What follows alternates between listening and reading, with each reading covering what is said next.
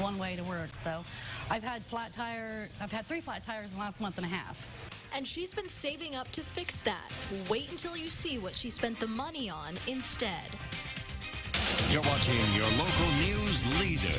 This is WCIA 3 News at 10. In sports, it's someone's life.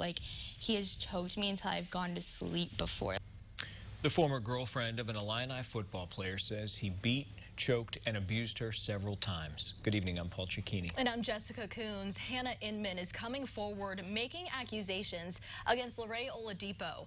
WCIA 3 sports director Brett Behrens has been tracking this story not only today, Brett, but really since this started last year. Yeah, Lorraine Oladipo was arrested last October and charged with 3 counts of domestic battery. His girlfriend at the time, Hannah Inman, says she lied to police and told them Lorraine didn't hurt her. They arrested the Illinois sophomore defensive lineman anyways, but the case was dropped in December after Inman, quote, got the charges dropped for him. Now a year later, she's telling her full story. Those are things that I still replay, when I go to bed or if I'm just sitting there. Sometimes I'm sitting in class, I'm walking on campus, remembering things. Those are things that I went through, and for you to say that, you don't believe that happened to me, after I showed you injuries on my body, that's crazy. Hannah Inman is looking to change how the University of Illinois handles domestic violence cases. The 20-year-old from Bourbonnais says she's not getting fair treatment from the university and the investigation into her former boyfriend, Lorraine Oladipo. Inman says Oladipo has abused her multiple times since an arrest last October, but a ruling last Thursday didn't go in her favor, with Oladipo allowed to continue as a U of I student after his second offense, as long as he takes classes and writes an essay. After the hearing, it turned out that they couldn't distinguish the credibility between either side's narrative of that situation, and that the marks, in the picture that I sent them, could have been from various explanations, even though it was time-stamped the day that they confirmed we met.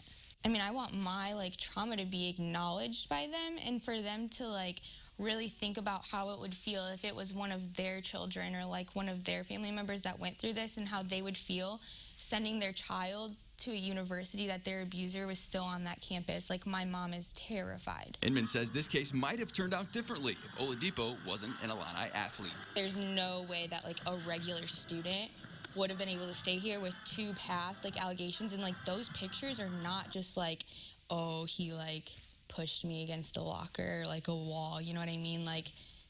There's no way any other student would still be on campus. So that's why she took to Twitter, detailing the last year in pictures. Her goal is to make the U of I a safer place. I know that this happens to other girls that, don't get recognized because maybe, people just don't care and, they don't pay attention unless it is someone who's, well recognized, an athlete. Inman admits she lied to police, but a year after the incident wants answers from the university.